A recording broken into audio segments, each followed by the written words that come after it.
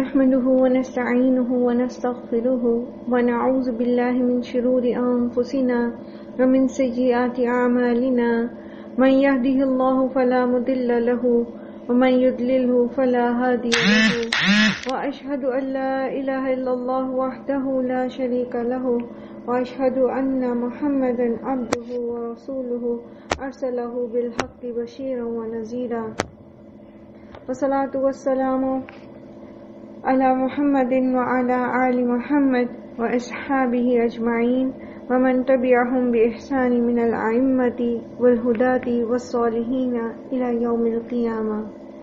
أما بعد فإن أصدق الحديث كتاب الله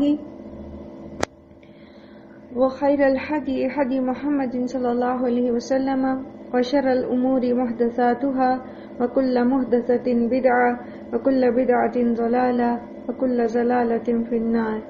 رب اشرح لي صدري ويسر لي أمري واحلل عقدة من لساني يفقهوا قولي. ربنا زدنا علما ربنا زدنا علما اللهم فقهنا في الدين آمین یا رب العالمین. نمبر 33. افرأیت الذی تولی، کیا بھلا دیکھا آپ نے اسے جو منہ موڑ گیا. وأعطى قلیلا وأکدى، اور دیا اس نے بہت قلیل بہت کم اور اس نے روک لیا. سب سے پہلے تو یہ کہ اس کا ایک عام معنی عام مفہوم ہے، اور عام مفہوم کیا ہے اس کا کہ کوئی بھی شخص جو ہے، جیسے مثال کے طور پر منافقین کا، یہاں پر منافق اور کفار کا جو سائیکولوجیکل انالیسز ہے وہ ہمیں یہاں ملتا ہے کہ وہ لوگ جو اللہ کی فرمان برداری سے منہ موڑ لیتے ہیں، وہ سچ یا مطلب ان کا رویہ کیا ہوتا ہے، ان کا طریقہ کیا ہوتا ہے کہ وہ جھٹلا دیتے ہیں، نیکی نہیں کرنا چاہتے، اللہ کے پیغام سے اعراض برتتے ہیں اور اللہ کی بتائے ہوئے احکامات پر عمل نہیں کرنا چاہتے. کفار صریحاً انکار کر دیتے ہیں، اور منافق جو ہیں وہ اپنی چوائس کے مطابق جو ہے وہ لینا چاہتے ہیں. ٹھیک ہے، تو ایسے لوگوں کے بارے میں کہا جا رہا ہے کہ کیا آپ نے ایسے لوگوں کو دیکھا جو منہ موڑ جاتے ہیں، جن کو اللہ کے احکامات بتائے جاتے ہیں تو وہ منہ موڑ جاتے ہیں اور نصیحت سنتے نہیں، یا سنتے بھی ہیں تو اس کو قبول نہیں کرتے. وَأَعْطَى، اور اس نے دیا، قلیلا وَأَکْدَى، جب خرچ کرنے کی باری آئی، اللہ کی راہ میں خرچ کرنے کی باری آئی تو اس نے تھوڑا سا دیا اور باقی کو روک لیا. اکدا جو ہے عرب اس وقت کہتے ہیں جب کنواں کھودتے ہوئے کوئی سخت چٹان راستے میں آ جائے زمین کے اندر تو لوگ کنواں کھودنے کو ترک کر دیں، یعنی وہ ہار مان لیں، چھوڑ دیں اس کو، دستبردار ہو جائیں اس سے. تو اکدا کا مطلب کیا ہے کہ انہوں نے ایفرٹ چھوڑ دی، اللہ کی رضا کی خاطر جو مال خرچ کر کے وہ اللہ تعالیٰ کے پاس اپنا مقام بنا سکتے تھے، تو وہ جو چٹان تھی بخل کی، طمع کی، خود غرضی کی، بے دلی کی، ایک اپنے اوپر چٹی پڑی محسوس ہو رہی تھی کہ یہ کیا بات ہوئی، میں نے کمایا ہے اور یہ میری کمائی ہے اور میں اس میں سے دوسروں کو کیوں دوں. تو یہ جو سخت چٹان بیچ میں آتی ہے تو انسان جو ہے وہ اللہ کی راہ میں خرچ کرنے سے رک جاتا ہے. اور یہ بالکل بہترین طریقے سے ایکسپلینیشن ہے اس آیت کی بھی جو آپ نے سورہ بقرہ میں پڑھی نا، کہ اب دیکھیں اکدا کا مطلب کیا ہے کہ جب لوگ کنواں کھود رہے ہوں اور اس کے بیچ میں سخت چٹان آ جائے تو وہ کنواں کھودنے کے عمل کو ترک کر دے. ٹھیک ہے، یعنی نیکی کا ایک کام کرتے کرتے مشکل پڑے تو اس کو چھوڑ دے. نفس پر مشکل پڑے یا فزیکلی کوئی مشکل پڑے تو بس اب ہم سے نہیں ہوگا، مجھ سے نہیں ہوتا یہ، اور بس بہت کر لیا میں نے. تو سورہ بقرہ میں اس کو اللہ تعالیٰ اس مثال سے بیان فرماتے ہیں، یکاد البرق یخطف ابصارہم کلما اضاء لہم مشوا فیہ واذا اظلم علیہم قاموا. جب بجلی کی کڑک ہوتی ہے، تھوڑی سی روشنی ہوتی ہے تو یہ چل پڑتے ہیں، اور جب اندھیرا ہو جاتا ہے تو یہ رک جاتے ہیں. نیکی آسان لگتی ہے تو کرتے چلے جاتے ہیں، اور جہاں مشکل لگتی ہے وہاں پر نیکی کا راستہ چھوڑ دیتے. اسی کو اللہ سبحانہ وتعالیٰ نے قرآن کریم میں ایک اور جگہ بیان کیا کہ ایسا شخص جو کنارے رہ کے عبادت کرتا ہے، بالکل کنارے کنارے، جب تک گزارا ہوتا ہے مشکل نہیں لگتا، عبادت کرتا ہے، اللہ کی فرما برداری کرتا ہے، جہاں اس کی خواہش نفس پہ زد پڑتی ہے، جہاں اس کی مالی جو ہے وہ مال کہیں اس کو خرچ کرنا پڑے، اس میں اس کو کہیں کمی کا اندیشہ ہو رہا ہے، وہاں وہ رک جاتا ہے، جہاں اس کو اپنی سوشل سٹیٹس کم ہوتا نظر آتا ہے وہاں وہ اللہ کی فرما برداری چھوڑ دیتا ہے، وہاں وہ پھر بیچ میں ہیلے بہانے نکالنے شروع کر دیتا ہے۔ تو ایک تو یہ مانیے، اور یہ کرتا کون ہے، ایسا کون کرتا ہے؟ افرائیت الذی تولی، وہ جو نصیحت سنتا نہیں ہے، کیونکہ جو قرآن سنتا ہے اور کان لگا کے سنتا ہے اور اس سوچ کے ساتھ سنتا ہے کہ اس نے عمل کرنا ہے، تو پھر وہ نیکی کرتے ہوئے جب مشکل آتی ہے تو وہ اور خوش ہو جاتا ہے کہ اچھا اب جب میں عزیمت کے درجے پہ جا کے یہ کام کروں گا تو مجھے اور زیادہ اجر ملے گا۔ اور جہاں تک تعلق دینے کا ہے تو اللہ کے رسول صلی اللہ علیہ وآلہ وسلم نے صاف صاف بتا دیا، حضرت بلال سے کہا کہ خرچ کر اور عرش والے سے فقیر بنا دینے کا ڈر نہ رکھ، یعنی اللہ کی راہ میں دو اور اس بات سے خوفزدہ نہ ہو کہ تمہارے پاس اپنے پاس ختم ہو جائے گا۔ اسی طرح اللہ تعالیٰ قرآن کریم میں فرماتے ہیں وَمَا أَنفَقْتُم مِّن شَيْءٍ فَهُوَ يُخْلِفُهُ وَهُوَ خَيْرُ الرَّازِقِينَ، جو کچھ تم خرچ کرو گے اللہ تعالیٰ تمہیں اس کا بدلہ دے گا اور وہی بہترین رزاق ہے۔ اور سبحان اللہ، آپ سب نے یہ تجربہ کر کے دیکھا ہوگا، جب ہم قرآن پڑھتے ہیں نا ہماری آنکھیں کھل جاتی ہیں، ہم پھر چیزوں کو فور گرانٹیڈ نہیں لیتے، ہمیں فوراً اندازہ ہو جاتا ہے کہ دیکھو یہ جو مجھے ملا ہے یہ کس وجہ سے ملا ہے، اور یہ جو مجھے نہیں ملا اس کے پیچھے میری کون سی کوتاہی یا غلطی تھی۔ تو آپ نے اکثر دیکھا ہوگا کہ جب آپ صدقہ کرتے ہیں خاص طور پر اللہ کی رضا کی خاطر، اور اس میں آپ کی اپنی کوئی انٹینشن نہیں ہوتی، ویری سون آپ کو اس سے کہیں بہترین چیز ملتی ہے۔ سبحان اللہ، میرے ساتھ ریپیٹڈلی ایسا ہوتا ہے جو آپ صدقہ، بلکہ سم ٹائم جیسے صحابہ کرام کو جب فتوحات نصیب ہوئی اور دنیا بہت زیادہ ہوگی تو وہ پریشان ہوتے تھے، وہ روتے تھے، کہتے تھے کہ ہمارا سارا اجر اللہ تعالیٰ میں دنیا میں نہ دے دے۔ تو مجھے بھی بعض اوقات بڑا خوف آتا ہے اور میں اللہ تعالیٰ سے کہتی ہوں میں نے اس لیے نہیں یہ نیکی کی تھی، مجھے تو یہ تھا کہ اب یہ میں اللہ کی رضا کے لیے کروں، لیکن اللہ تعالیٰ بالکل ادھار نہیں رکھتے، وہ ہاتھوں ہاتھ آپ کو دیتے۔ صدقے کا معاملہ میں نے ایٹ لیسٹ یہی دیکھا۔ آپ مالی صدقہ کر کے دیکھو، پیسے دے کے دیکھو کسی کو، آپ کو وہاں سے ملے گا جہاں سے آپ ایکسپیکٹ بھی نہیں کر رہے ہوں گے۔ آپ کوئی چیز دے کے دیکھو، اس سے کہیں بہترین چیز آپ کو ملے گی، کہیں سے ملے بٹ ملے گی ضرور، چاہے آپ خود ہی خرید کے لاؤ، لیکن یہ کہ وہ چیز جو آپ نے پہلے کبھی بھی سوچا ہی نہیں تھا کہ میں یہ چیز خریدوں گی، اللہ تعالیٰ آپ کے اندر وہ استطاعت پیدا کر دیتے ہیں کہ آپ نے جو چیز اللہ کی راہ میں دی ہوتی ہے اس سے کہیں بہتر آپ کو مل رہی ہوتی ہے، آپ لے کر آتے ہو۔ سبحان اللہ۔ صدقے کے معاملے میں تو یہ میں نے میرا ذاتی تجربہ ہے، ہر معاملے میں ہی آپ جب دین پڑھتے ہیں تو آپ کو اللہ تعالیٰ جو ہے وہ دکھاتے ہیں، نشانیاں آپ کو نظر آتی ہیں، لیکن کس کو نظر نہیں آتی؟ وہ جو منہ موڑ جاتا ہے، جو نصیحت سننا ہی نہیں چاہتا، جو قرآن پر عمل کرنا ہی نہیں چاہتا، جو چاہتا ہی نہیں ہے کہ میں کچھ فرما برداری کروں۔ جی عائشہ، آپ نے ہینڈ ریز کیا، آپ کچھ کہنا چاہ رہی ہیں؟ میں آپ کہہ رہی تھی کہ مشکل آتا ہے، جب دین میں مشکل آتی ہے تو کیا جاتی ہے، لیکن ہمارا دین تو بہت ہی بہترین دین ہے۔ نبی پاک نے بھی فرمایا کہ آپ ساری رات جو صحابی عبادت کرتے تھے تو اپنے نفس پہ جبر کر کے نہیں کریں، ایک کچھ رات سو کے گزاریں تو اس طرح سے کچھ رات عبادت کریں، تو پھر مشکل کس طرح کی مشکل اپنے نفس پہ کس طرح کا جبر کرنا، سمجھ یہ تھوڑا سا۔ اچھا دیکھیں، بڑا آسان سی مثال ہے، بہت آسان سی مثال ہے نا۔ دیکھیں بعض لوگوں کے لیے نماز پڑھنا آسان ہے، وہ تہجد بھی پڑھیں گے، وہ اشراق بھی پڑھیں گے، وہ چاشت بھی پڑھیں گے، لیکن ان کی آزمائش آتی ہے مال سے۔ جب ان کو مال سے محبت ہوتی ہے تو جب ان کو کہا جاتا ہے فلان جگہ صدقہ کی ضرورت ہے، آپ زکوٰۃ ادا کریں یا آپ صدقہ کریں، ایکسٹرا مال دیں، تو ان کے لیے بڑا مشکل ہوتا ہے کیونکہ انہیں مال سے محبت ہوتی ہے۔ اسی طرح بعض لوگوں کے لیے صدقہ خیرات کرنا بہت آسان ہے، وہ کہتے ہیں جی یہ لیں پیسے اور بس کر لیں، لیکن جب آپ انہیں یہ کہتے ہیں کہ نہیں، آپ خود فزیکلی آپ کی ایفرٹ کی ضرورت ہے، آپ پہنچے وہاں پہ، ان کے لیے وہ بڑا مشکل ہو جاتا ہے، وہ وہاں رک جاتے ہیں۔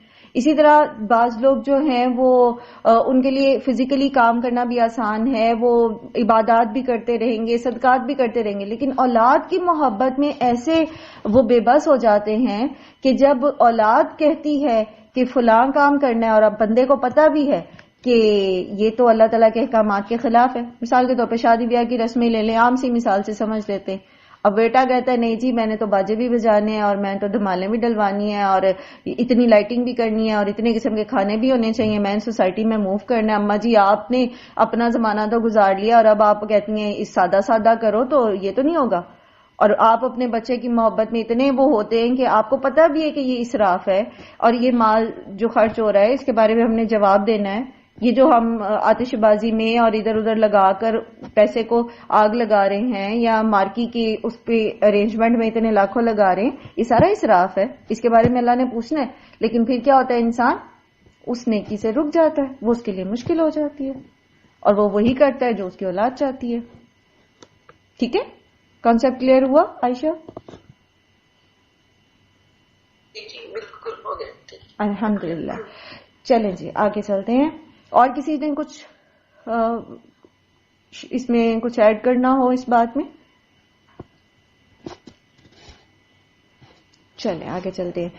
اچھا، دوسرا اس کا جو معنی کیا گیا ہے وہ یہ ہے کہ افرائیت الذی تولی سے مراد مفسرین نے لیے ہے ولید بن مغیرہ، یعنی کیا آپ نے اس شخص کو دیکھا جس نے منہ موڑا، تو کہتے ہیں کہ یہ دو آیات جو ہیں یہ ولید بن مغیرہ کے متعلق نازل ہوئی ہیں، افرائیت الذی تولی وآتی قلیلا واکدا۔ تو ہوا یہ کہ ایک مرتبہ کوئی قریش مکہ میں سے کوئی شخص جو ہے وہ آیا عمرہ کر کے یا حج کر کے، وہاں اس نے کیا تو اس نے کوئی غالباً منت مان رکھی تھی، مجھے اس شخص کا نام میرے ذہن میں نہیں آ رہا، تو اس نے یہ منت شاید مانی ہوئی تھی کہ اگر میں کر پایا حج یا جو بھی ہے تو میں کھانا کھلاؤں گا نا سب کو۔ تو اس نے کیا کیا کہ دعوت کی کھانے کی، اور اس نے نبی صلی اللہ علیہ وآلہ وسلم کو بھی بلایا۔ آپ صلی اللہ علیہ وآلہ وسلم نے شرط یہ رکھی کہ ٹھیک ہے میں آؤں گا لیکن پھر تم لوگ میری بات سنو گے۔ اب یہ مفہوم بتا رہی ہوں میں آپ کو کہ پوری روایت جو ہے اس میں سے صرف اس کا بیک گراؤنڈ بتانے کے لیے۔ تو وہاں پر جب ولید بن مغیرہ بھی آیا ہوا تھا، تو ولید بن مغیرہ جو ہے جب اس نے، آپ کو پتہ ہے کہ یہ قریش کا بہت سمجھدار سردار تھا اور بہت پڑھا لکھا اور ایلیٹ کلاس سے تعلق رکھتا تھا، بہت اس کی جو ہے تجارت کہتے ہیں سب سے زیادہ قریش میں اسٹرانگ تھا، فائنینشلی بھی اور انفلوئنشل بھی تھا اور سمجھدار بھی تھا، دنیاوی اعتبار سے اچھا سمجھدار آدمی تھا۔ تو اس نے جب نبی صلی اللہ علیہ وآلہ وسلم کی تعلیمات سنی، آپ صلی اللہ علیہ وسلم کی دعوت سنی، تو اس میں یہ متاثر ہو گیا اور بالکل قریب تھا کہ یہ اعلان کر دیتا اپنے دین کا۔ تو اس کا ایک مشرک دوست تھا، اس کو جب اس صورتحال کا پتہ چلا تو وہ اس کو آ کے کہنے لگا کہ تم آخرت سے تم جو ڈرتے ہو، یہ جو تمہیں آخرت کا ڈر سناتا ہے محمد صلی اللہ علیہ وآلہ وسلم، تو وہ تمہاری ذمہ داری میں لے لیتا ہوں، یعنی آخرت کی سزا جو ہے وہ تمہاری میں لے لیتا ہوں اپنے سر، بشرط یہ کہ تم مجھے اتنا اور اتنا مال دے دو۔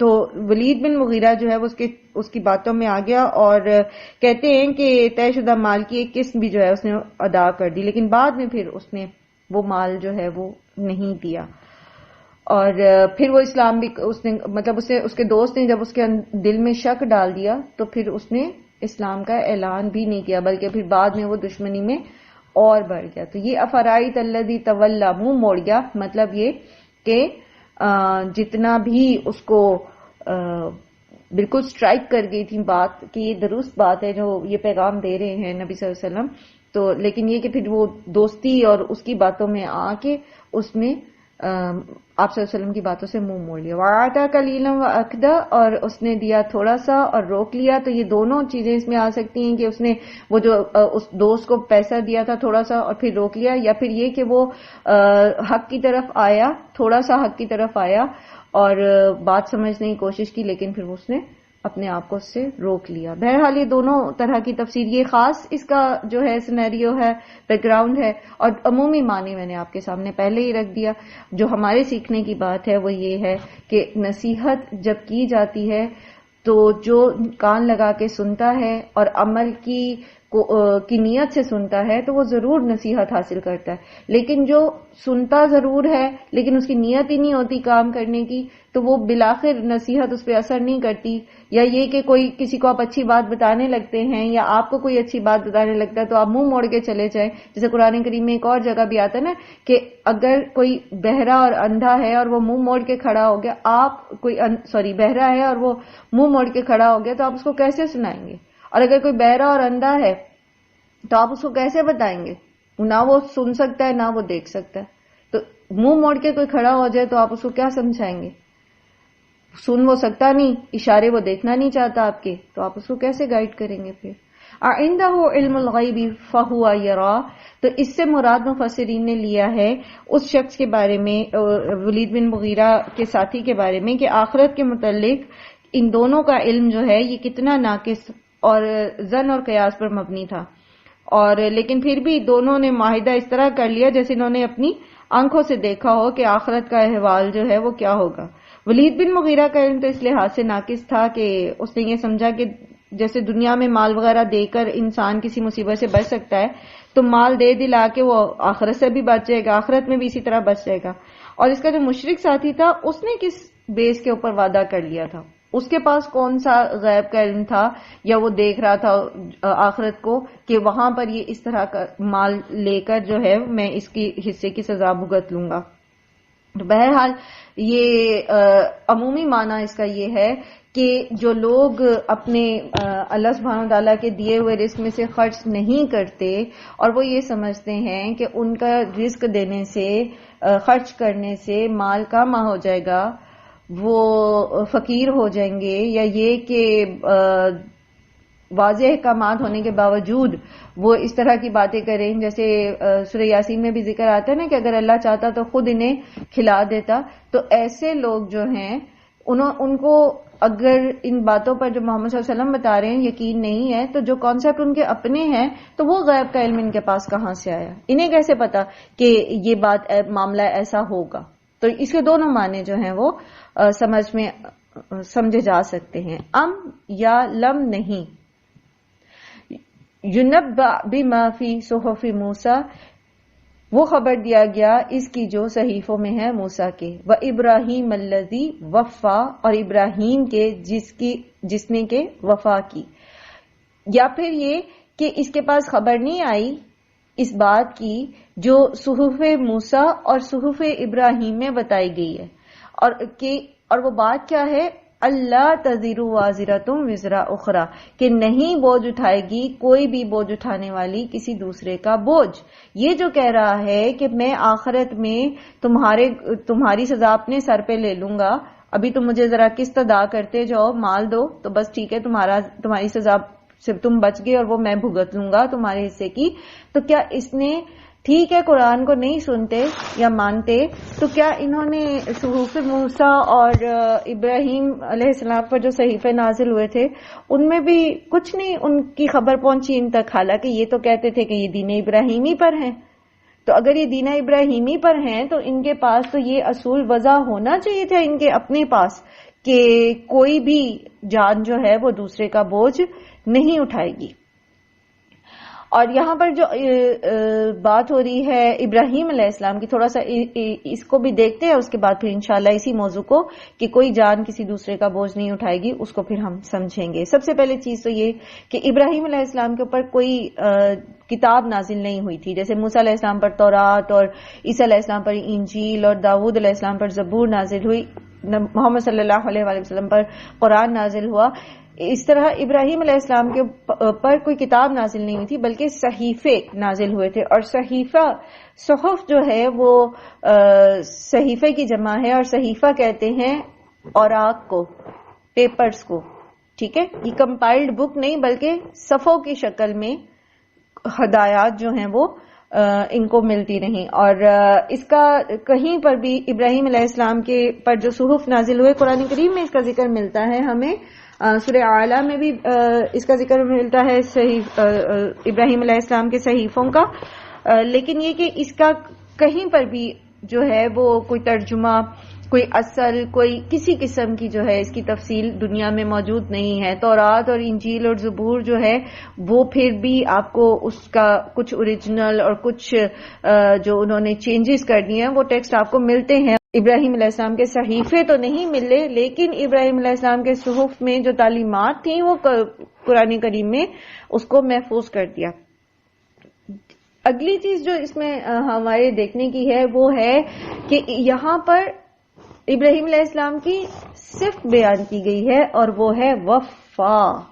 وفا کرنا. وفا کا مطلب ہوتا ہے پورا بدلہ دینا. ٹھیک ہے. تو اب آپ دیکھیے کہ ابراہیم علیہ السلام نے جب اللہ سبحانہ تعالیٰ کے سامنے اپنی سبمیشن دی, جب لا الہ الا اللہ کہا, ٹھیک ہے, تو اس کے بعد پھر پورے کا پورا جو ہے وہ اللہ سبحانہ تعالیٰ کے لیے اپنے آپ کو خالص کر لیا.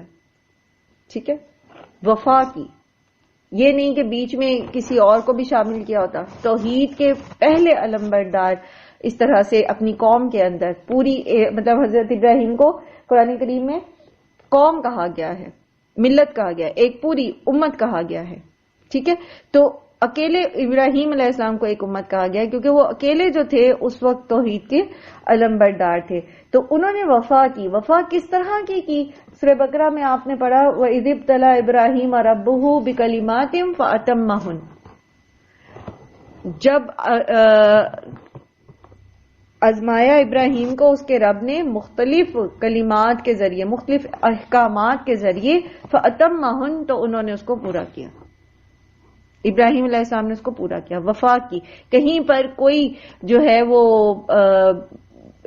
جسے کہتے ہیں نا کہ پتلی گلی ڈھونڈنے کی کوشش نہیں کی کہ یہاں سے مجھے فرار مل جائے, وہاں سے مجھے فتویٰ مل جائے, یہ اس کو میں اس طرح سے جو ہے وہ اپنے لیے آسانی کو نہیں. جب اللہ تعالیٰ نے کہا کی طرف سے اشارہ ہوا بیٹے گلے پہ چھری پھیرنے کا تو اس کے لیے بھی تیار ہو گیا. اللہ کی طرف سے اشارہ ہوا کہ صحرا میں چھوڑائیں چھوٹے سے بچے اور بیوی کو, تو بڑھاپے کی اولاد جو اتنی بڑی عمر میں ملی تھی اللہ تعالیٰ کی طرف سے اس کو وہاں چھوڑا ہے. مطلب کہیں پر بھی آپ کو ابراہیم علیہ السلام کی طرف سے کوئی حیل و حجت نظر نہیں آتی. تو یہاں پر خاص طور پہ اللہ سبحانہ تعالیٰ نے ابراہیم علیہ السلام کی یہ صفت بیان کی. کیوں بیان کی؟ کیونکہ مشرکین مکہ جو ہے نا اپنے آپ کو ابراہیم علیہ السلام کے دین پر کہتے تھے. ٹھیک ہے. تو ابراہیم علیہ السلام کا کریکٹر تو یہ تھا کہ جو اللہ تعالیٰ کا حکم آیا انہوں نے اس کو مان لیا. ان کا کریکٹر تو یہ تھا کہ انہوں نے توحید میں کسی قسم کی ملاوٹ نہیں کی. ان کا کریکٹر تو یہ تھا کہ انہوں نے اپنے دین کے بچانے کے لیے, اپنے دین کو محفوظ کرنے کے لیے اپنا شہر, اپنی قوم, اپنا باپ سب کچھ چھوڑ دیا تھا. انہوں نے تو اپنے باپ دادا کی تعلیمات کو گلے سے نہیں لگا کے رکھا تھا. انہوں نے تو کہیں شرک نہیں کیا تھا. تو یہ جو لوگ اپنے آپ کو ابراہیم علیہ السلام کے دین پر کہہ رہے ہیں ان کو ایک طرح سے یہاں پر یہ صرف بیان کر کے ان کے شعور کو بیدار کرنے کی کوشش کی گئی ہے کہ پھر تمہیں بھی وفا کا حق ادا کرنا چاہیے نا. تم کہتے تو ہو کہ تم ابراہیم کے دین پر ہو لیکن تمہاری وفا کدھر ہے؟ اچھا, یہاں تک تو بات سمجھ آ گئی. اب دوبارہ آتے اپنے اس ٹاپک پہ, اللہ تزر وازرۃ وزر اخری, کہ نہیں اٹھائے گی کوئی جان کسی دوسرے کا بوجھ. یہ جو کانسیپٹ ہے یہ اصل میں قانون جزا و سزا ہے. ٹھیک ہے. اللہ سبحانہ و تعالیٰ کی طرف سے قانون جو ہے کہ بدلہ ملے گا آخرت میں. یہاں آخرت کا ذکر ہو رہا ہے. آخرت میں بدلہ ملے گا تو اس کی کیا دفعات ہیں, کیا اس کی شقیں ہیں, اس کو ہم دیکھتے ہیں کہ قرآن کریم میں کس طرح اللہ سبحانہ تعالیٰ نے اس کو ہائی لائٹ کیا ہے. سب سے پہلے تو یہ کہ جزا اور سزا کا قانون جو ہے نا یہ منتقل نہیں ہوتا جیسے یہاں پر ہے. ایسا نہیں ہے کہ نیکی ایک نے کی اور اللہ تعالیٰ اجر ثواب جنت کسی اور کو دے دے, اس کو نہ دے. یا ایسا نہیں ہے کہ برائی کسی نے کی اور اس کی بجائے اللہ تعالیٰ سزا کسی اور کو دے دے. یہ نہیں ہوگا. جزا اور سزا کا قانون ناقابل انتقال ہے. انتقال کس کو کہتے ہیں؟ منتقل کرنا. ٹھیک ہے. پھر اسی طرح یہ دیکھیے کہ ہر شخص کو اپنے کیے کی جزا اور سزا ضرور ملے گی. دوسری شک کیا ہے کہ کوئی بھی بدلہ پائے بغیر نکلے گا نہیں.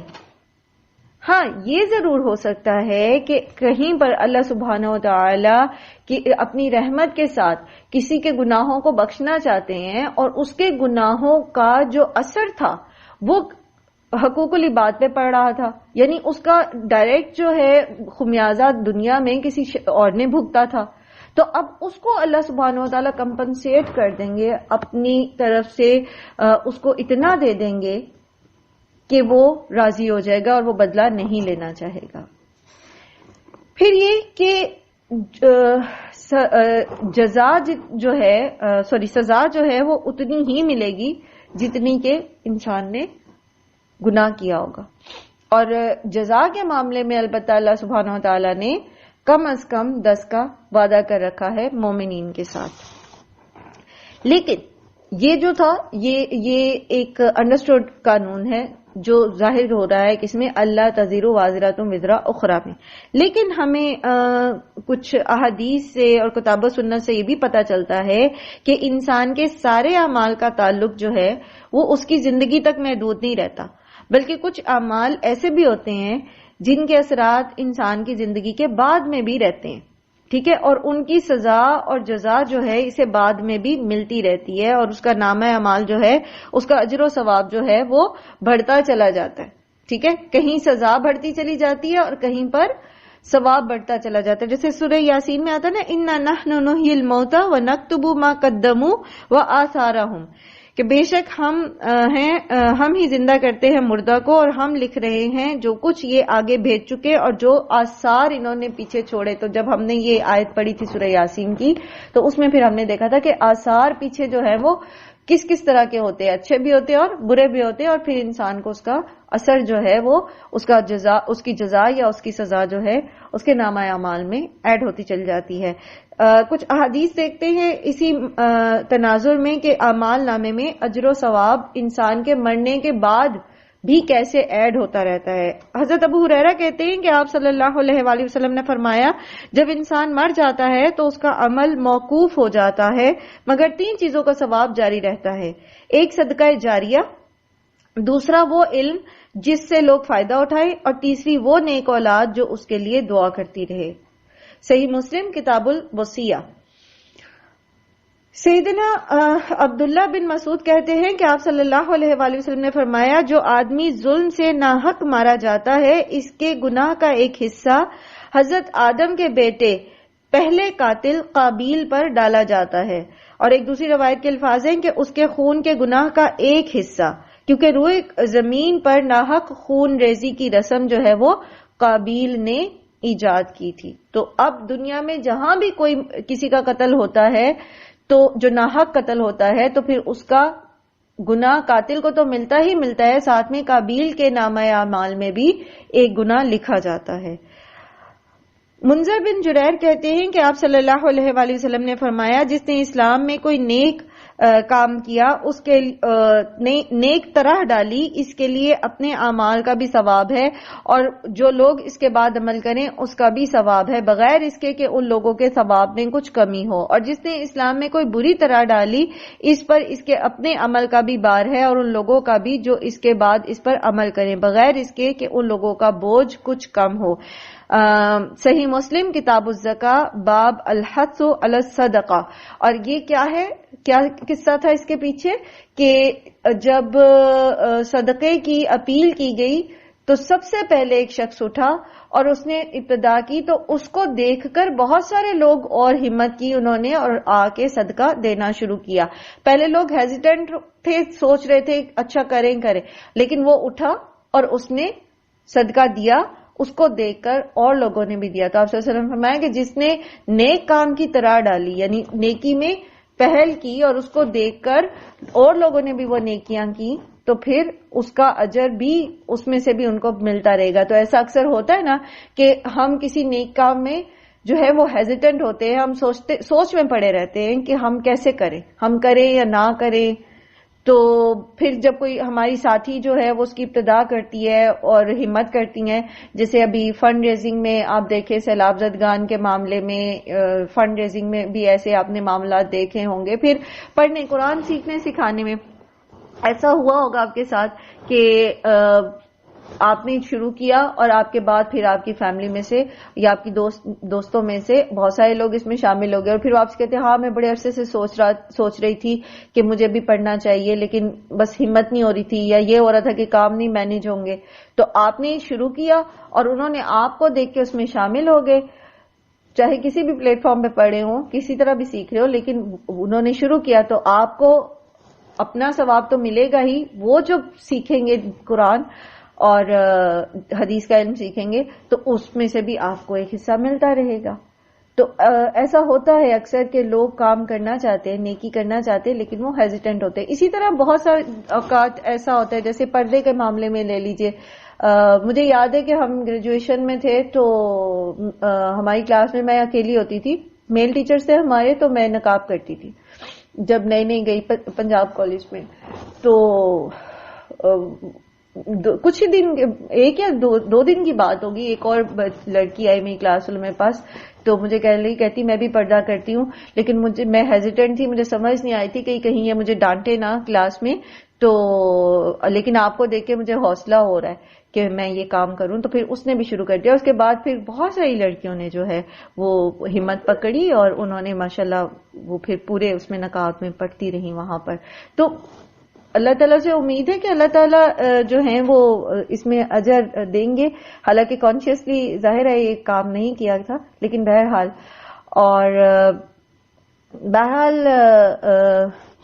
یہ چیز ہم سب کو پتا ہے، سمجھ آتی ہے کہ نیکی کریں گے تو وہ کبھی بھی رائے گا نہیں جاتی، بلکہ اگر وہ نیکی ایسی ہے جو دوسرے اس میں شامل ہوتے چلے جا رہے تو آپ اللہ تعالیٰ سے اجر کی امید رکھیں. پھر وہ اعمال جن کا بدلہ موت کے بعد ملتا رہتا ہے، جسے حضرت عبداللہ بن عمر کہتے ہیں کہ آپ صلی اللہ علیہ وسلم نے فرمایا کہ میت پر اس کے گھر والوں کے نوحہ کرنے اور رونے پیٹنے سے عذاب ہوتا ہے.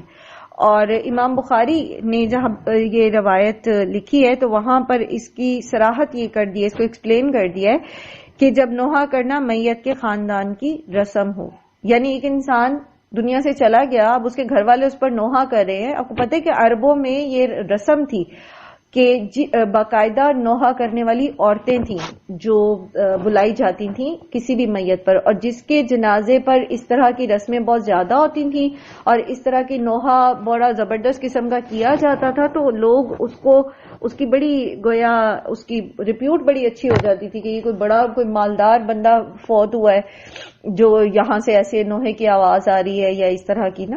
تو وہ گویا ایک پریسٹیجیس ایک ان کی کلچر کا حصہ تھا کہ جی نوحہ کیا جائے. تو جو شخص زندگی میں جس نے ایسا کام خود بھی کیا اور جس نے اس چیز کی مطلب منع نہیں کیا اپنے گھر والوں کو، اور یہی چیز آج کے دور میں بھی ہے کیونکہ نوحہ کرنا میت پر منع ہے.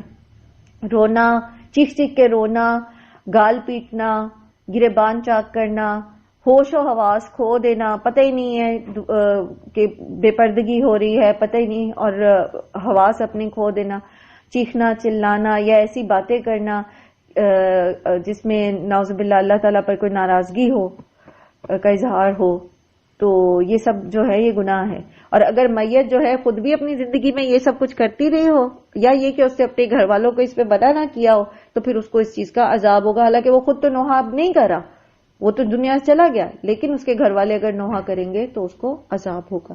اس کے لیے ایک کام ہمیں یہ کرنا چاہیے کہ ایک وصیت لکھ لینی چاہیے. وصیت لکھ لیں کہ میری، اور لکھ لیں اور ویسے بھی اپنے بچوں کو گھر والوں میں ان چیزوں کا ذکر کرتے رہیں کہ میری میت پر کوئی روئے دھوئے گا نہیں، کوئی اس طرح چیخے چلائے گا نہیں. رونا تو آتا ہے، آنسو تو بہتے ہیں، لیکن صبر کے ساتھ. اسی طرح آپ دیگر جو بدعات ہے اس کے بارے میں بھی وصیت کر کے جائیں. آپ نے وصیت کر دی، لائک میں نے وصیت کر دی کہ بھی میرے مرنے پر کوئی اس طرح کی رسمیں نہیں ہوں گی، کوئی نوحہ نہ کرے اور میری قبر پکی نہ کی جائے اور اس طرح کی. تو اب یہ کہ میں نے تو وصیت کر دی ہے نا، اب اگر خدا نہ خواستہ بعد میں کوئی کام کرتا ہے تو وہ میں بری ذمہ ہوں، میں تو بتا کے گئی دنیا سے. ٹھیک ہے، تو ہمیں یہ کام جو ہے یہ کر لینا چاہیے، کیونکہ بہت ساری چیزیں ایسی ہیں جو رسوم بن گئی ہیں اور لوگوں کو پتہ ہی نہیں ہوتا اور وہ دین سمجھ کے کرتے چلے جاتے ہیں. اور اگر ہم زندگی میں بھی اس کا حصہ رہے ہوں توان اور کرہن اور بعد میں بھی ہمارے وہ خدا نہ خواستہ ایسے کچھ ہوتا رہے تو پھر انسان جو ہے اس میں ایک طرح سے مبتلا ہی سمجھا جاتا ہے. اس کے بعد یہ کہ یہ جو احادیث آپ سے بھی میں نے بیان کیے تو اس سے پتہ چلتا ہے کہ انسان کے کچھ اچھے یا برے عمل ایسے بھی ہوتے ہیں جن کے اثرات اس کے مرنے کے بعد بھی قائم رہتے ہیں اور ان کا اسے ثواب یا عذاب جو ہے وہ ملتا رہتا ہے. اسی طرح حضرت عبداللہ بن عباس کہتے ہیں کہ حجۃ الوداع کے دوران قبیلہ جاسم کی ایک خاتون آپ صلی اللہ علیہ وسلم کے پاس آئی اور کہنے لگی کہ اللہ نے اپنے بندوں پر حج فرض کیا ہے تو ایسے وقت میں جبکہ میرا باپ جو ہے وہ بہت بوڑھا ہو چکا ہے، وہ اونٹنی پر جم کر بیٹھ بھی نہیں سکتا، کیا میں اس کی طرف سے حج کر سکتی ہوں؟ آپ صلی اللہ علیہ وسلم نے فرمایا ہاں، یعنی کچھ افعال ایسے ہیں جو کوئی دوسرا کرے تو آپ کو اس کا اجر ملے گا. جیسے یہاں پر اس شخص کی بیٹی نے کیا، کہتے کہ حج فرض ہی اب ہوا ہے جبکہ باپ اب سفر ہی نہیں کر سکتا تو کیا میں اس کی جگہ حج ادا کر دوں؟ تو آپ صلی اللہ علیہ وسلم نے اس کو فرمایا کہ ہاں. اسی طرح حضرت عبداللہ بن عباس ہی کی روایت ہے کہ قبیلہ جوہینہ کی ایک عورت آپ صلی اللہ علیہ وسلم کے پاس آئی اور کہنے لگی کہ میری ماں نے حج کرنے کی منت مانی تھی لیکن وہ حج کرنے سے پہلے مر گئی، کیا میں اس کی طرف سے حج کر سکتی ہوں؟ آپ صلی اللہ علیہ وسلم نے فرمایا ہاں کر سکتی ہو، بھلا دیکھو کہ اگر تمہاری ماں پر قرض ہوتا تو کیا تم اسے ادا نہ کرتی، اور اللہ تو ادائیگی کا زیادہ حقدار ہے. تو اب وہ عورت تو مر چکی تھی لیکن اس کی بیٹی جو ہے اگر وہ حج کرتی تو اس کا اجر اور ثواب جو ہے اس عورت کو ملتا. یہ بخاری کی صحیح بخاری کی روایت ہے، کتاب المناسک ابواب العمرہ اور باب الحج و نذور عن المیت. پھر اسی طرح حضرت عائشہ سے روایت ہے کہ ایک شخص نے آپ صلی اللہ علیہ وآلہ وسلم کے پاس آ کر عرض کیا کہ میری ماں جو ہیں وہ ناگہاں مر گئی، یعنی سڈن ڈیتھ تھی میری والدہ کی، اور میں سمجھتا ہوں کہ اگر وہ بات کر سکتی تو وہ ضرور صدقہ دیتی، اب اگر میں ان کی طرف سے صدقہ کروں تو کیا انہیں ثواب ملے گا؟ آپ صلی اللہ علیہ وسلم نے فرمایا ہاں. اور دوسری روایت میں ہے کہ اس شخص نے یہ پوچھا تھا کہ اگر میں ان کی طرف سے صدقہ کروں تو مجھے ثواب ملے گا؟ تو آپ صلی اللہ علیہ وسلم نے فرمایا ہاں، یعنی صدقہ کرنے والے کو بھی ثواب ملے گا اور جس کی طرف سے صدقہ کیا جائے گا اس کو بھی ثواب ملے گا. اب یہاں سے آپ کے ذہن میں سوال پیدا ہوں گے کہ پھر ایصال ثواب کس کس چیز کا ہو سکتا ہے؟ ٹھیک ہے، ایصال ثواب کی کیا نیچر ہے، کس طرح سے اس کو کیا جا سکتا ہے؟ یہ جو ایک اور حدیث پڑھ لیتے ہیں پہلے. حضرت ابو ہریرہ فرماتے ہیں کہ ایک شخص نے رسول صلی اللہ علیہ وآلہ وسلم سے عرض کیا کہ میرا باپ فوت ہو گیا اور مال چھوڑ گیا اور اس نے وصیت بھی نہیں کی، اگر میں اس کی طرف سے صدقہ دوں تو اس کے گناہ بخشے جائیں گے؟ آپ صلی اللہ علیہ وسلم نے فرمایا ہاں، یعنی صدقہ آپ کو پتہ ہے کہ صدقہ انسان کے گناہوں کو دور کرنے کا ایک ذریعہ ہے، تو گویا اگر بیٹا صدقہ کرے گا تو باپ کو اس کا ثواب اس نیت سے کہ باپ کو اس کا اجر پہنچے تو وہ اس کے گناہوں کو ختم کرنے کا باعث ہوگا. یہ مسلم کی روایت ہے، کتاب الوصیہ باب وصول الثواب الصدقات الی المیت. تو یہ جو اوپر جتنی بھی احادیث ہم نے پڑھی ہیں اس میں جن اعمال کا ذکر ہے ان کا جن سے میت کا بظاہر کوئی تعلق نہیں ہے بلکہ اس کے لواحقین وہ اعمال کر رہے ہیں، تو اسی سے پھر ایصال ثواب جو ہے اس کو استنباط کیا گیا کہ ایصال ثواب جو ہے وہ کیا جا سکتا ہے. ٹھیک ہے، امام مسلم نے اس عنوان سے جو ہے وہ باقاعدہ ایک باب جو ہے وہ باندھا ہے. ان احادیثوں میں 4 چیزیں پتہ چلتی ہیں.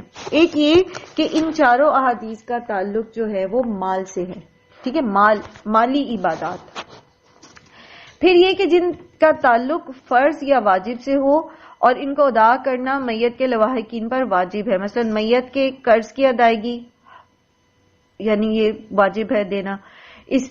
اور پھر یہ کہ حج اگر فرض ہو چکا تھا میت پر اور وہ نہیں کر سکا تو اس کی ادائیگی.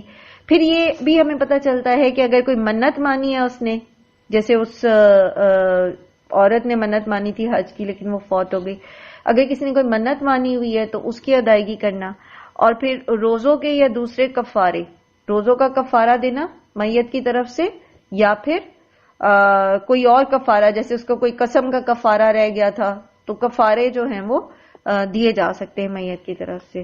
اور پھر یہ کہ اگر ان معاملات کا تعلق جو ہے وہ محض نفلی صدقات سے ہو تو میت کی طرف سے صدقہ کرنا مستحب ہے، واجب نہیں ہے. یہ جو اوپر والی باتیں ہیں جو ابھی میں نے آپ سے عرض کی کہ جن معاملات کا تعلق فرض یا واجب سے ہو تو اس کو ادا کرنا میت کے لواحقین پر واجب ہے، ٹھیک ہے، کہ وہ کر دیں اس کو. لیکن بہرحال اگر وہ نہیں کریں گے، اگر کسی کے ذمہ قرض ہے اور وہ اپنی زندگی میں اتارنے کی اس نے کوشش ہی نہیں کی اور اپنی اولاد کے لیے وہ قرضہ چھوڑ گیا، تو اب اولاد جب وارث بنے گی تو ہو سکتا ہے وہ نہ دے، تو میت کو اس کا عذاب پہنچے گا نا قرض کا.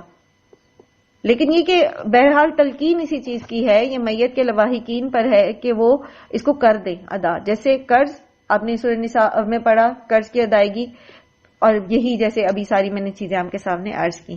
اب دوسرا رہ جاتا ہے اصال ثواب کا، اور وہ ہے مالی صدقات، یعنی نفلی صدقات جو ہیں اس سے تعلق ہے. تو وہ پھر مستحب ہے، پسندیدہ ہے. اگر وارث کرتے ہیں وہ اس کی طرف سے کوئی صدقہ تو ٹھیک ہے، نہیں کرتے تو ان کو گناہ نہیں ہوگا. کرتے ہیں تو میت کو اجر اور ثواب ضرور ملے گا، نہیں کریں گے تو پھر ان کو گناہ نہیں ہے.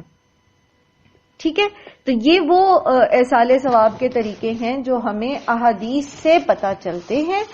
باقی جہاں تک بدنی عبادات کا تعلق ہے اور خاص طور پر نمازوں کا یا قرآن کریم کے پڑھنے کا، تو اس کا ہمیں کوئی دلیل ملتی نہیں ہے احادیث سے. اب اگر میں یہ موضوع شروع کر بیٹھوں گی تو پھر بات بہت دور تک چلی جائے گی اور ہم پھر اپنی آیات ہماری جو ہے وہ پوری نہیں ہو پائیں گی.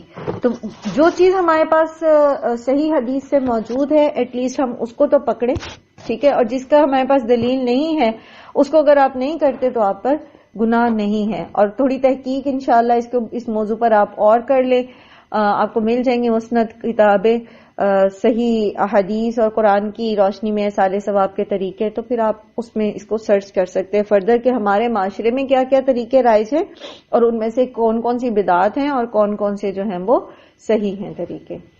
وَأَن لَيْسَ لِلْإِنسَانِ إِلَّا مَا سَعَىٰ، اور یہ کہ نہیں ہے انسان کے لیے مگر یہ کہ جو اس نے کوشش کی. یعنی جو وہ دنیا میں کوشش کرتا رہا اسی کے مطابق اس کو اجر بھی ملے گا یا اسی کے مطابق اس کو سزا ملے گی. جو اس نے کیا اس کے لیے اسی کا بدلہ ہے. وَأَنَّ سَعْيَهُ سَوْفَ يُرَىٰ، اور یہ کہ کوشش اس کی عنقریب دیکھی جائے گی. اور یاد رکھیے پیچھے بھی ہم بارہا اس چیز کو پڑھ چکے کہ کسی بھی نیکی کا معاملہ ہو، کوئی بھی بھلے کام کا معاملہ ہو، ہم اس کو کرنے پر قدرت رکھتے نہیں ہیں. ہم نہیں اس کو مکمل کر پا سکتے، ہمیں نہیں پتا کل کو ہمارے ساتھ کیا ہوگا. مثال کے طور پر آپ ہم کوشش کرتے ہیں، ہم نے کوشش شروع کی کہ قرآن کریم کو ہم ترجمے سے پڑھنا شروع کریں، رائٹ. ہم نے پہلا سٹیپ اٹھا لیا. اب ہمیں تو نہیں پتا نا کہ ہماری کتنی زندگی ہے اور ہمیں نہیں پتا کہ کیا ہونے والا ہے آگے.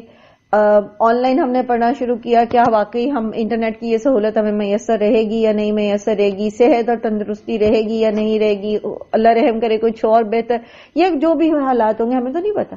لیکن ہم کوشش کرتے ہیں، ہم نے شروع کیا اور ہم ہر طرح کے حالات میں کوشش کرتے ہیں. ہم اس کو مکمل کرنے کے اوپر قادر نہیں ہے. کوئی بھی نیکی جو ہے انسان جب کرتا ہے تو اس کو پرفیکٹ نہیں کر سکتا، اس کا حق ادا نہیں کر سکتا، لیکن وہ کوشش تو کرتا ہے نا. دو طرح کے لوگ ہوتے ہیں، جب معاملہ ان کے سامنے آتا ہے تو ایک وہ شخص ہوتا ہے جو کہتے ہیں نہیں جی یہ نہیں ہو سکتا، بڑا مشکل ہے. اور عربی سیکھنا، اسی مثال کو لیتے ہیں نا، باقی ساری چیزیں اسی مثال میں کور ہو جائیں گی. عربی سیکھنا بہت مشکل ہے، مجھ سے نہیں، اس عمر میں مجھ سے نہیں ہوگا، اور بچے بہت چھوٹے ہیں نہیں ہوگا، اور گھر کے کام میں نہیں ہوگا، نہیں میں نہیں کر سکتا، ٹھیک ہے، جاب ہے یہ ہے، بہت مشکل ہے. اور دوسرا وہ شخص ہے جس کو جو جب قرآن دیکھتا ہے اور چاہتا ہے تو وہ کہتا ہے ایٹ لیسٹ میں شروع تو کروں، کوئی بات نہیں، میں ایک آیت روز کی سمجھ جاؤں میرے لیے یہ بھی بہت ہے، میں راستے میں سن لوں گا. وہ پلان تو کرتا ہے نا، وہ سوچتا تو ہے نا. میرے ایک عزیز ہیں ماشاءاللہ میڈیکل ڈاکٹر ہیں اور ماشاءاللہ بہت اپنی فیلڈ میں بھی ماشاءاللہ بہت پروفیشنل ہیں، بہت اچھے. تو کچھ عرصہ پہلے ایسے ہی میرے ذہن میں آیا کہ چونکہ وہ دیندار ہے ماشاءاللہ، اچھے سمجھدار انسان ہے، تو میں نے کہا ان کے پاس کہاں ٹائم ہوگا کہ یہ تفاسیر پڑھتے ہوں اور ایسا، تو ان سے وہ کہتے کوئی بات ہوئی تو کہنے لگے میں نے وہ جو ہے وہ ان کی ڈاکٹر اسرار صاحب کی تفسیر بھی مکمل کر لی ہے، اور پتہ نہیں ایک دو اور بھی انہوں نے مجھے تفاسیر کے نام بتایا. I was just amazed کہ کیسے کیا، یہ تو اتنے بزی ہیں اپنے اسکیجول میں، اور کیسے. تو پتہ چلا کہتے ہیں اصل میں جب میں انگلینڈ میں تھا تو میرا ہاسپٹل دور تھا اور میں نے ٹریولنگ میں سنی ہے. آپ کو پتا آج کل تو ہر چیز آپ کو آڈیو میں مل جاتی ہے. تو کہتے جب میں جاتا تھا تو راستے میں آنے اور جانے میں نے اپنے نوٹس مطلب اپنی یہ مکمل کی ہیں تفاسیر. سبحان اللہ، کوشش ہے نا انسان کی. اب وہ یہ سوچتے اچھا میرے پاس ٹائم ہی نہیں ہے اور میں کیسے کروں گا، اور ٹریولنگ میں اور پھر مشکل ہو جائے گا. ایٹ لیسٹ شروع تو کیا نا. تو کوشش اللہ تعالیٰ نے دیکھ لی، وَأَنَّ سَعْيَهُ سَوْفَ يُرَىٰ، ان قریب دیکھی جائیں گی، کوشش دیکھی جائے گی. اب ہم سب اپنے آپ کو دیکھیں، کسی بھی نیکی کے کام میں ہم کتنی کوشش کرتے ہیں. ہمیں سے کچھ لوگ ہوں گے جو چاہتے ہیں کہ ہم تہجد کے وقت اٹھیں. اب کچھ لوگ ہیں جو کہیں گے نہیں بہت مشکل ہے، نہیں ہوتا، رات کے وقت لیٹ سونا ہوتا ہے، تہجد کے لیے نہیں اٹھ سکتا، میرے ڈیوٹی آورز ایسے ہیں، میں نہیں کر سکتا. بعض کہیں گے کہ اچھا چلے ہم کوشش کرتے ہیں، ہم نیت کرتے ہیں، الارم لگاتے ہیں وہ تو، یا کسی اور طریقے سے اٹھنے کی کوشش کرتے ہیں. اب انہوں نے ٹھیک ہے رات لیٹ سوئے تھے، الارم ہوا، انہوں نے نیند میں بند کر دیا، وہ اٹھے لی، لیکن ایٹ لیسٹ انہوں نے کوشش تو کی نا. تو جو کوشش کرتا ہے اس کو اجر ملتا ہے، کیونکہ انسان اس چیز پر قدرت نہیں رکھتا کہ وہ کام کتنے پرفیکٹ طریقے سے کر سکے گا، لیکن اس کی نیت اور اس کی کوشش یہ دیکھی جائے گی. پھر اسی طرح جو لوگ جیسے بعض لوگ ایسے ہوتے ہیں ان کی ڈیوٹیز ہی لیٹ آورز نائٹ کی ہوتی ہیں یا رات کی ڈیوٹی ہوتی ہے، تو تہجد جو ہے وہ ہوتی تب ہے جب آپ تھوڑا سا سوئیں. اگر وہ نہیں سوتے تو وہ تہجد نہیں کہلائے گی. تو پھر اس میں پھر آپ دو طرح کے فریقین دیکھیں گے. ایک کہیں گے کہ بھی ہم تو محروم ہی رہ گئے تہجد سے، ہماری تو ڈیوٹی ایسی ہے، اب ہم کیا کریں، رزق حلال کمائیں، نوکری کریں یا پھر ہم تہجد پڑھیں. اور دوسرا کون ہوگا جو کہے گا اچھا تہجد نہیں مل رہی، کوئی بات نہیں، میں قیام اللیل کرتا ہوں، مجھے ٹائم مل رہا ہے، جاگ تو میں رہا ہوں، اور کچھ ایسا ڈیوٹی کا کچھ ایسا سینیریو ہے کہ میں رک سکتا ہوں، میں ٹائم سپیئر کر سکتا ہوں، تو میں 2 نفل ہی پڑھ لوں. کتنا ٹائم لگتا ہے 2 نفل پڑھنے میں؟ 2-3 منٹ، 4 منٹ لگ جائیں گے. تو اس طرح میں کچھ کر کے تو میں نفل پڑھتا ہوں. تو کوشش، بات صرف آ جائے گی کوشش پہ کہ انسان کوشش کتنی کرتا ہے. ٹھیک ہے جی نعیمہ. جی میم سوال اسی سے ریلیٹڈ ہے. وہ آج نا وہ 1 گھنٹے کا مجھے فرق کا پتہ نہیں چلا، مجھے لگا کہ اذان ہو گئی ہے تو میں نے بھی نماز ادا کر لی، میں اپنی میاں کو بھی اٹھا دیا، پھر اس کے بعد اذان ہوئی، تو پھر مجھے نماز دوبارہ لٹانی چاہیے تھی یا؟ دیکھیں اگر تو آپ کو پتہ ہی نہیں چلتا نا، اور فرض کریں کہ آپ نے پڑھی نماز اور اس کے بعد آپ کو نہیں پتا چلا کہ نماز کا وقت نہیں تھا اور بہت بعد میں پتا چلا اور اب آپ اس کو لوٹا نہیں سکتے، تو تب تو ٹھیک ہے آپ نے پڑھ لی، اس کو آپ کہیں گے کہ آپ نے لا علمی میں کوئی کام کر لیا. ٹھیک ہے، لیکن یہ کہ جب آپ اذان ہو گئی اور آپ کو پتا چل گیا تو پھر آپ کو لوٹا لینی چاہیے تھی، کیونکہ آپ کے ایکسیس میں ہے نا ایک کام آپ کر سکتے ہیں. اسی طرح دیکھیں جب آپ کہیں جاتے ہیں اور آپ قبلہ کے اگینسٹ منہ کر کے، قبلہ رخ کے الٹ منہ کر کے نماز پڑھ لیتے ہیں اپنی طرف سے. اب آپ نے نماز تو پڑھی، بالکل صحیح نیت سے پڑھی، لیکن وہ قبلہ کی طرف ڈائریکشن نہیں تھی. اب اگر تو نماز کے وقت کے بیچ میں آپ کو پتہ لگ جاتا ہے کہ نہیں جی ڈائریکشن یہ نہیں تھی دوسری تھی، تو آپ پڑھ لیں. لیکن اگر آپ کو نماز کے وقت کے بیچ میں پتہ نہیں چلا تو اللہ تعالیٰ کی رحمت سے امید ہے کہ آپ دن چونکہ لا علمی میں وہ عمل کیا تو آپ کو اجر مل جائے گا انشاءاللہ اس کا. ٹھیک ہے، اس کی پھر قضا ادا کرنے کی ضرورت نہیں ہوتی. لیکن جیسا جو آپ بتا رہی ہیں تو بہتر یہی تھا کہ آپ اس کو ادا کر لیتی دوبارہ، کیونکہ نماز بہرحال اپنے مقررہ وقت کے ساتھ فرض ہے نا. چلے آگے چلتے.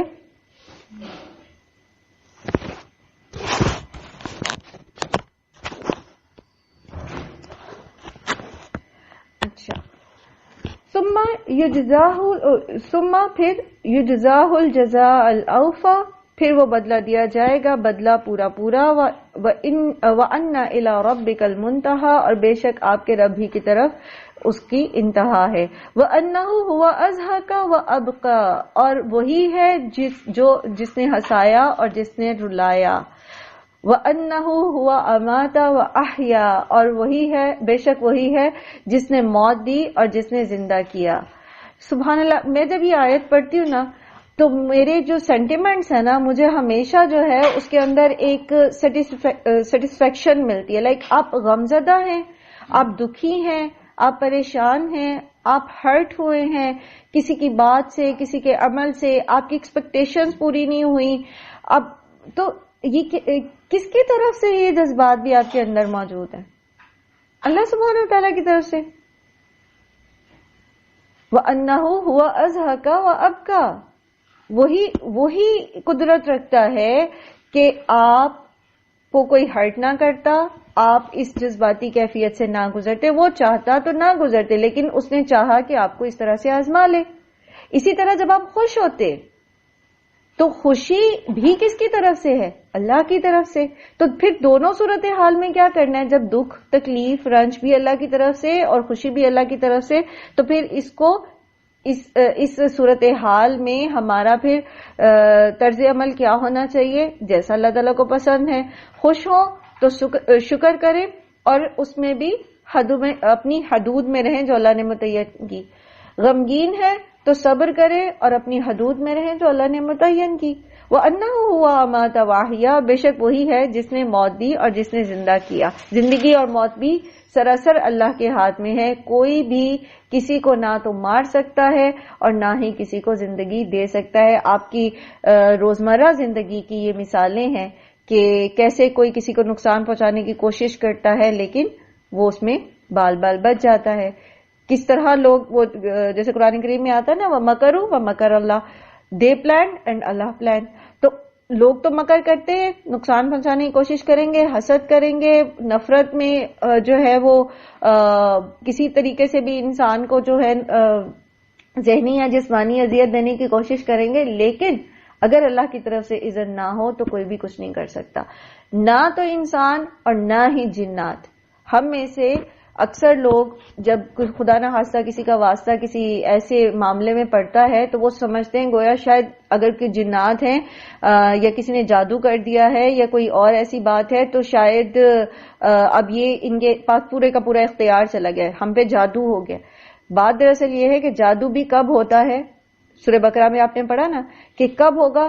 جب اللہ کی طرف سے اذن ہوگا۔ اگر اللہ تعالیٰ کی طرف سے اذن ہوا تو کوئی آپ کو نقصان پہنچا سکے گا، اور اس میں پھر ہماری آزمائش ہوتی ہے کہ اب ہم کیا کرتے ہیں۔ ہم اس مخلوق سے یا اس جادوگر سے مغلوب ہو کر خدا نہ خواستہ خود جادو میں یا اس طرح کی چیزوں میں پڑ جاتے، یا پھر ہم اللہ ہی کے ساتھ اپنے آپ کو خالص رکھتے ہیں۔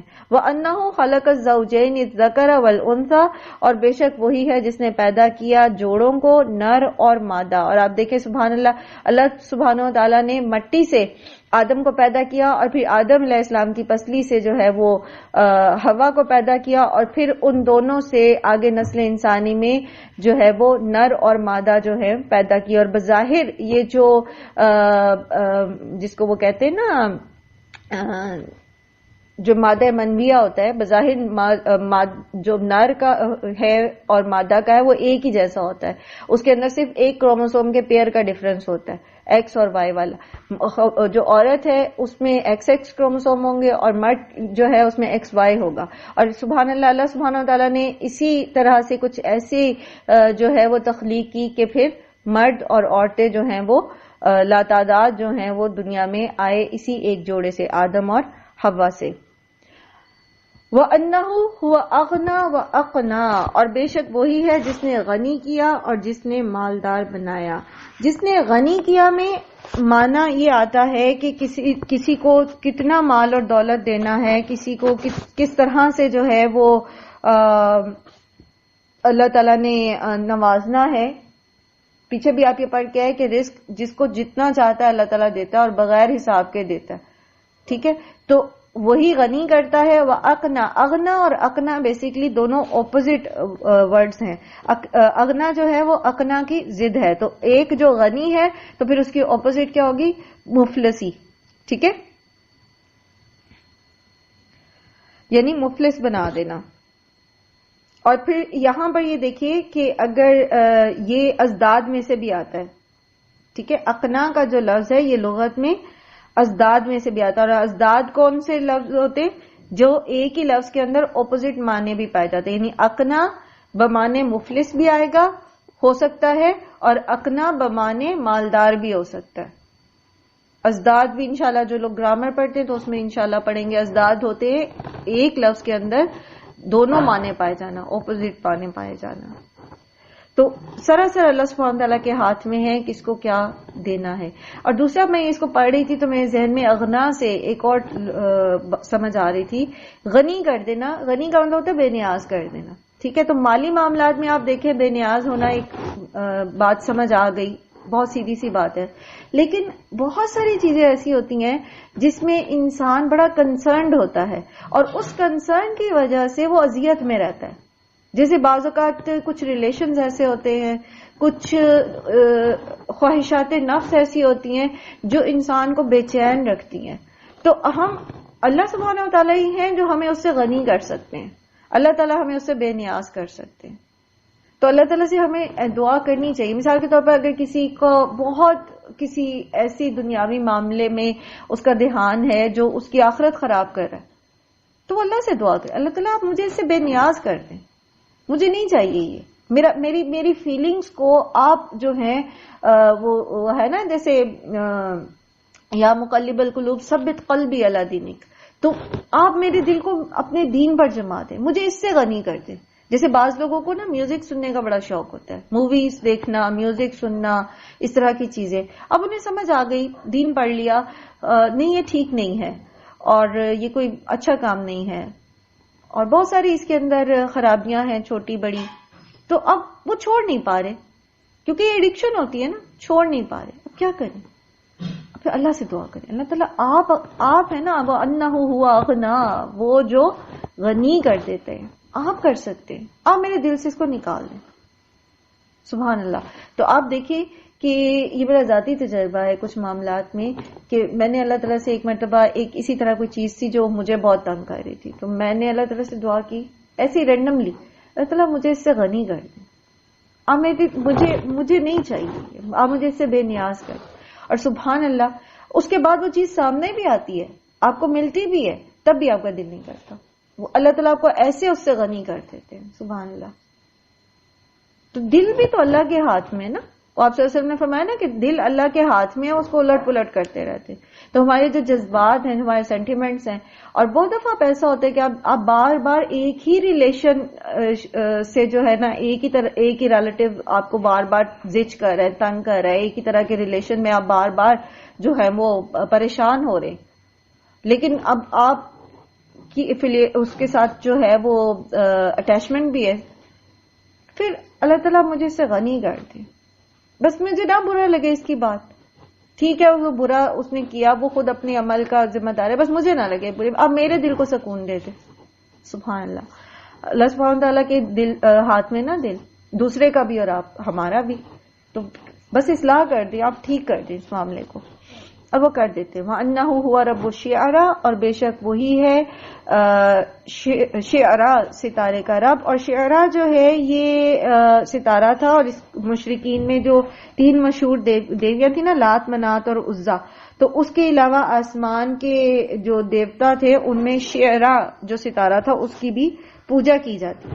اور یہ ستارہ جو ہے سورج سے 23 گنا زیادہ روشن ہے، اور اس کا زمین سے فاصلہ جو ہے وہ 8 لائٹ ایئر سے زیادہ ہے. ٹھیک ہے. اب آپ یہ دیکھیے کہ سورج جو ہے وہ زمین سے قریباً 9 کروڑ 30 لاکھ میل دور ہے، اور اس کی روشنی جو ہے وہ 1,86,000 میل فی سیکنڈ کی رفتار سے 8 منٹ میں جو ہے وہ ہم تک پہنچتی ہے. تو اسی طرح پھر اب آپ اس کا یہ ایک نوری سال ہے نا جس میں لائٹ ہم تک پہنچتی ہے. تو آپ اندازہ لگا سکتے ہیں کہ پھر یہ ستارہ جو ہے یہ کتنا دور تھا. تو وہ اس کی پوجا کرتے تو اللہ تعالیٰ فرماتے ہیں کہ اللہ تعالیٰ تو اس شعرا کا رب ہے, اللہ تعالیٰ نے یہ ستارہ پیدا کیا. وَأَنَّهُ أَهْلَكَ عَادًا الْأُولَى, اور بے شک وہی ہے جس نے ہلاک کیا عاد اولا کو. وَثَمُودَ فَمَا أَبْقَى, اور سمود کو پس نہ اس نے باقی چھوڑا. یہ پچھلی قوموں کا ذکر آ رہا ہے, اور پچھلی قوموں کو جو ہے وہ بتا کر ان کو تنبیہ کی جا رہی ہے, ان کو سمجھایا جا رہا ہے. وَقَوْمَ نُوحٍ مِّن قَبْلُ, اور قوم نوح اس سے پہلے, اِنَّهُمْ بے شک وہ کانو تھے وہ, ہم ازلم وَأَطْغَى وہ بہت زیادہ ظالم اور سرکش. وَالْمُؤْتَفِكَةَ أَهْوَى, اور الٹ جانے والی بستیوں کو اس نے نیچے دے مارا. یہ کون سی تھی؟ یہ حضرت لوط کی بستیاں تھی. فَغَشَّاهَا, تو ڈھانپ لیا انہیں, ما غشا, جس نے ڈھانپا. اور یہ کیا تھا؟ جبرائیل علیہ السلام نے اپنے پر سدوم اور عمورہ کی بستیوں کو اٹھا کر الٹ دیا تھا. فَبِأَيِّ آلَاءِ رَبِّكَ تَتَمَارَىٰ, پس کون سی نعمتوں پر اپنے رب کی تم شکر کرتے ہو, اپنے رب کی تم شک کرتے ہو. ٹھیک ہے,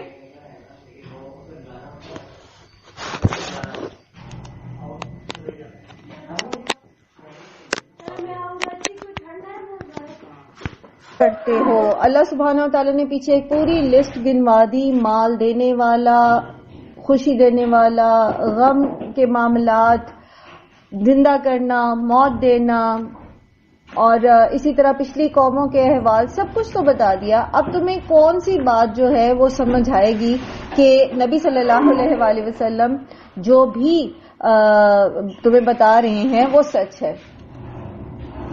ھذا نذیر من النذر الاولی, اور یہ ایک ڈرانے والا ہے ڈرانے والوں میں سے پہلے.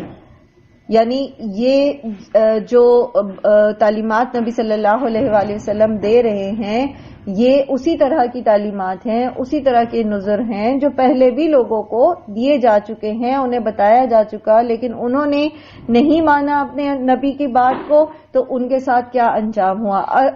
ازفت الازفہ, نزدیک آ گئی نزدیک آنے والی. قرآن قیامت کا ایک اور نام ہے یہ آزفہ. ٹھیک ہے, جیسے اسی طرح قاریہ, طاغیہ, ٹھیک ہے, اور طامۃ الکبریٰ, یہ سب جو ہیں یہ قیامت کے نام ہیں. لیس لہا من دون اللہ کاشفہ, اور نہیں اس کے لیے سوائے اللہ کے کوئی ہٹانے والا. یعنی قیامت کے دن جو بھی معاملات ہوں گے وہ سارے کے سارے جو ہے وہ اللہ سبحانہ و تعالی کے اختیار میں ہے, کس کے ساتھ کیا معاملہ کرنا ہے. یعنی جب قیامت آ گئی, موت آ گئی, تو تم اسے روک نہیں سکو گے, اور نہ ہی تمہارے یہ معبود باطل, چاہے وہ شعرا ہو, چاہے لات ہو, منات ہو, عزا ہو, وہ اس کو تم سے دور نہیں کر سکتے. افمن ھذا الحدیث تعجبون, کیا بھلا اس بات سے تم تعجب کرتے ہو. یہ جو ایک کھلی حقیقت تمہارے سامنے ہے کہ آخرت قائم ہونے والی ہے, اور تمہیں اس کے بارے میں پچھلے انبیاء نے بھی بتا دیا, نبی صلی اللہ علیہ وآلہ وسلم نے حقائق کے ساتھ, دلائل کے ساتھ, مثالوں کے ساتھ واضح کر دیا, پھر بھی تم اس میں تعجب کرتے ہو. وَتَضْحَكُونَ وَلَا تَبْكُونَ, اور تم ہنستے ہو اور تم روتے نہیں ہو.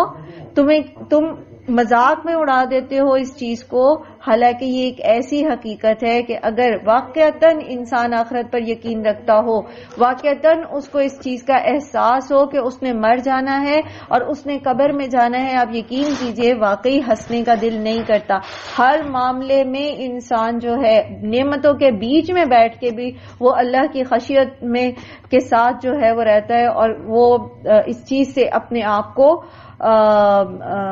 مطلب اس میں وہ گم نہیں ہوتا, ان نعمتوں میں اللہ سے دور نہیں ہوتا. وَأَنْتُمْ سَامِدُونَ, اور تم غافل ہو, تم کیسی زندگی گزارے ہو. پیچھے بھی آپ نے پڑھا نا, جس میں وہ بھی پڑھا تھا اقتربت الساعہ, کہ قریب آ چکا ہے, گھڑی قیامت کی گھڑی قریب آ چکی ہے, اور یہ اپنے ہی مشغلوں میں مگن ہیں, گم ہیں, غافل ہیں, اور ان پر کسی چیز یہ قرآن کریم کی طرف یا ہدایت کی طرف جو آنا نہیں چاہتے.